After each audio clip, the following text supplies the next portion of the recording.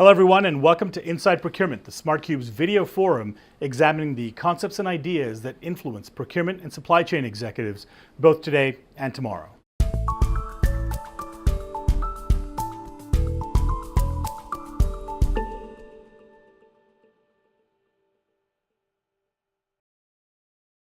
In this episode, we discuss organization models, specifically addressing three main questions. First, what are the different organization models for procurement teams to consider? We'll define the three main forms, talk through the pros and cons of each type, and also discuss the factors that indicate when one model may be better than the other. Second, how do I decide which model is best for me? Here we'll lay out the types of questions you should ask yourself and your team to help you determine which of these models is best suited for your organization. Finally, we'll look at what questions you should be asking when choosing the right model, including a set of common criteria and characteristics that you need to think through regardless of the specific model you ultimately choose or develop. One of the first challenges that procurement leaders need to tackle when they get immersed in their roles is putting in place the right organization model. This is important to get right, and frankly, it's no small task. Because a choice of model isn't simply whatever the individual may have utilized in the last company that they worked at. It's influenced by a host of factors, including overall corporate philosophy, the corporate structure, the size of the company, its stage of development, and any ingrained cultural biases, and more. Because of this, it's important to be open-minded about the best model for your company, independent of personal perspectives and, dare I say it, biases. There are three fundamental organization model types that we'll consider: centralized at one end, decentralized at the other end, and then the hybrid center-led model. Yes, there are variants on these models as well. There are considerations by category, there are considerations in terms of matrix structures, but at the end of the day, the discussion is about control and influence. So for our discussion, we'll hone in on these three specific models. Let's look at each one individually. Let's start with the centralized model.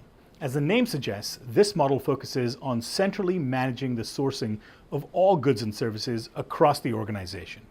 There's one central team sourcing each category, one point of ownership of spend, all rolling up to one point of responsibility and accountability. Stakeholders across the organization can have influence, but not control over the spend. The value of this model is that it ensures less duplication of resource and process. There's one way of doing things, there's a single set of policies to follow, a single set of rules to accommodate, and close control over how all of this is implemented. The result is, ideally, significant efficiencies across the sourcing, contracting, and category management processes. The related benefit is that it should also, because of the control factor, result in more effective purchasing as well, at least in terms of cost impact to the corporation. For example, centralized spend under management can be contracted together to realize economies of scale, bulk discounts, etc. A centralized procurement model is well suited in the following types of instances and cases: where you have a smaller sourcing organization, where the categories sourced are fairly standardized and where there are more consistent buying patterns, or where there is reasonably homogeneous demand across regions and hence purchasing needs don't differ all that much, where there is good visibility and insight into spend, including low tail spend, where the organization can make the requisite investments in the right technologies, systems, and talent in building strong stakeholder and supplier relationships. When you have a history of effective inter-department and inter-region communication, that is a culture that enables central management.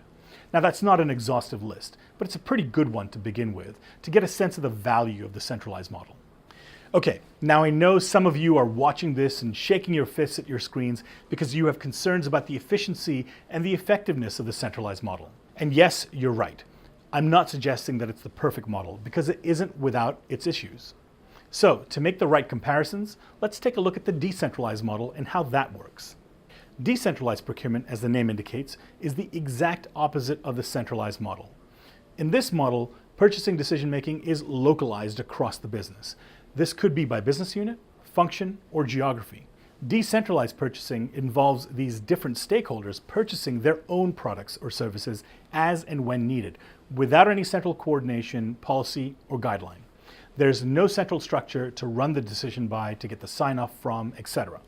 The point is to get away from the so-called bureaucracy and control of the central model and ensure more responsiveness, more customization to local needs, and enable optimal performance at the point of the need itself. In other words, nimbler, more flexible, and faster to respond. Like the centralized model, the decentralized model is the right model for specific circumstances. For example, when you're in a rapidly growing organization and speed of response is critical, when your teams are geographically scattered around the world, when purchasing needs differ significantly across these regions, when there are sufficiently differentiated goals and objectives across regional entities, when there is a high need for ad hoc purchases, when there is inconsistency and low demand visibility, when the needs are very localized or there is a dependency on local suppliers, or when there are regulatory and structural barriers. There are some very real, very logical reasons to decentralize, just as there are logical, real reasons to centralize. And that's because the complexity of modern business requires a hybrid approach. That's why we have the third model, which we'll cover in our next video. Okay, so what are your thoughts and perspectives? Do you agree or disagree with any of our comments? Drop us a note with your thoughts. In our next video, we'll cover the third model, the center-led model. Provide a list of questions that you should be asking when choosing that right model for your organization, and also laying down a few critical considerations regardless of the model you end up choosing. If you enjoyed this video, hit the like button. If you'd like to hear more from us, hit the subscribe button. And if you'd like to reach out, email us at info@thesmartcube.com. Thanks for tuning in to Inside Procurement.